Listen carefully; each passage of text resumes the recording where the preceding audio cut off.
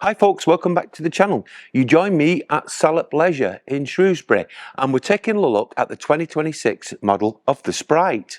A couple of weeks ago we went to the live show at Swift and the particular model that we've got behind us wasn't there. In fact, it was here at Salop. So we're going to be taking an in-depth look at it, and it is different to last year's model. So let's take a look at some of the features and some of the features that you now don't get. So for 2026, the side graphics have changed completely. They've gone back to a basic simple graphic, and we've got this pale grey siding, which I do like. Along the back here, we've got the locker entry panels, and these are now infilled with a dark grey, which I like. I like the idea of that. It stops them going yellow over a period of time. So it's a nice touch that they've brought out here. So at the front of the Caravan, we've got a pale grey gas locker. This sets it apart from the other range models.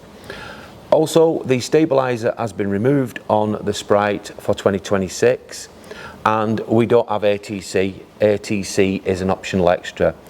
Now, personally, if you've never towed before and this is your first new to you Caravan, I would highly recommend that you get the dealer to fit the stabiliser. It makes it a lot easier to tow and it gives you a little bit more confidence, especially when you're new. So on the rear panel, nothing's changed apart from the cycle rail now is an optional extra.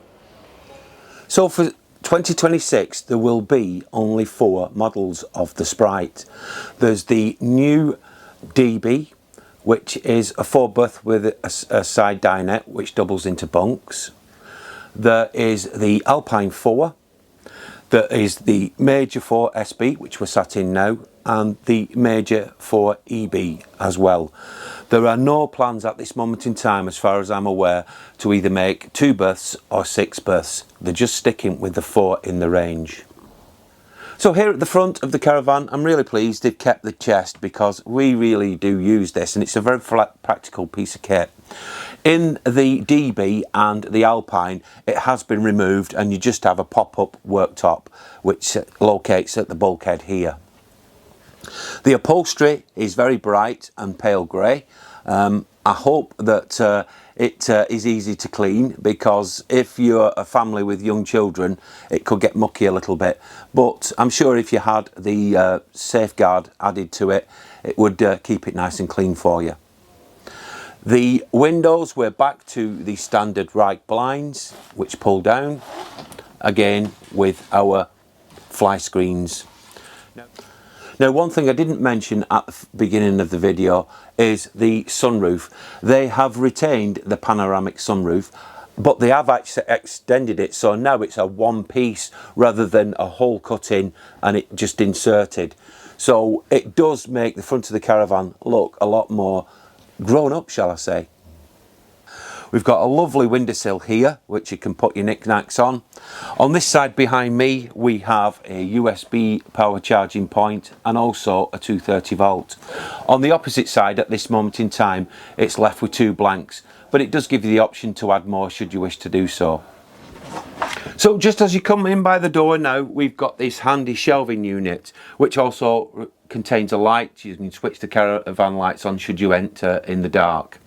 Really like the idea of this. You can store plenty of items on it, but on the top here you can fit your TV should you wish to do so, but more about the TV point in a moment. Now, just behind this cupboard shelving area we also have storage for the table as well. So here in the kitchen we have a few more changes. First of all, the cooker itself.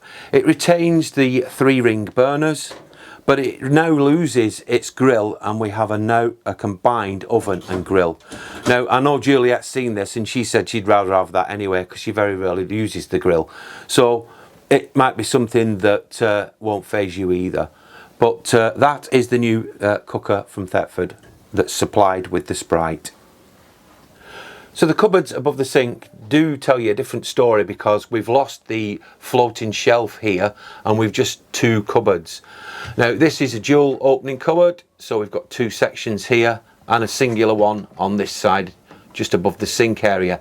Now what you will notice is there's no microwave with the Sprite this year. Again, this is about cost and keeping the cost down to the customer, but at the same time keeping the weight down too. So in the bedroom, they've retained some of the soft touch furnishings such as the headboard, and also we've got the duvet mattress. This is the 2-piece, which means when you slide it into day mode, you've got plenty of room to walk around the side of it, which I do like.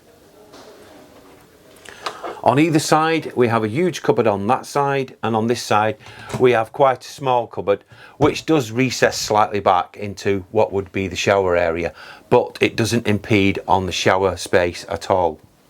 On the opposite side here, we've got plenty of shelves for all your bits and bobs, and a cupboard below. We use that as a wine cabinet, but I'm sure you would use it for something else. Also, at the side of the bed, we have a 230-volt socket as well. So moving on to the bathroom, again, we still retain the shower. We have the bifold door. This is inserted in black, which I do like it around the frame. We have the sink, cupboard space, and also we have this practical cupboard just behind me, which I think is really good. And we've got the Thetford toilet cassette. Also on this side, we still retain this little nook here, which I think is a great idea for storing your spare loo rolls. Stops them rolling around in transit. Now, in this 2026 model of Sprite, there is no TV aerial and no TV sockets. The reason for this is it's cut down on the cost, but it's also cut down on the weight as well. Now, in this modern age of technology, most of us use tablets, computers to stream our favourite programs. So just get yourself an internet connection and you're away to go. Well folks, it's starting to get busy here at Salop Leisure. The public are now allowed in, so it's going to get a bit loud. So I think I better wrap this video up. Now, the Sprite Major 4 SB and the other Sprites for the 2026 range have been reduced to 4 models, as I explained earlier. I think this is a good idea. It allows them to concentrate on 4 models that they can produce for us, the caravanning public.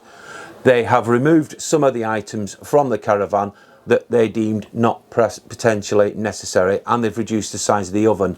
All this is a weight saving that will help the caravanner get a lighter weight caravan that they can perhaps tow with an EV or lighter weight family cars. It's going to appeal to young families with children because, again, it's a lightweight and it's also very reasonably priced as well. I'll put the figures at the end. But at the same token, it's also going to appeal to people that have been caravanning before, especially if they've moved to an EV and they're conscious of the weight. Then the Sprite range might be something that they want to consider as well.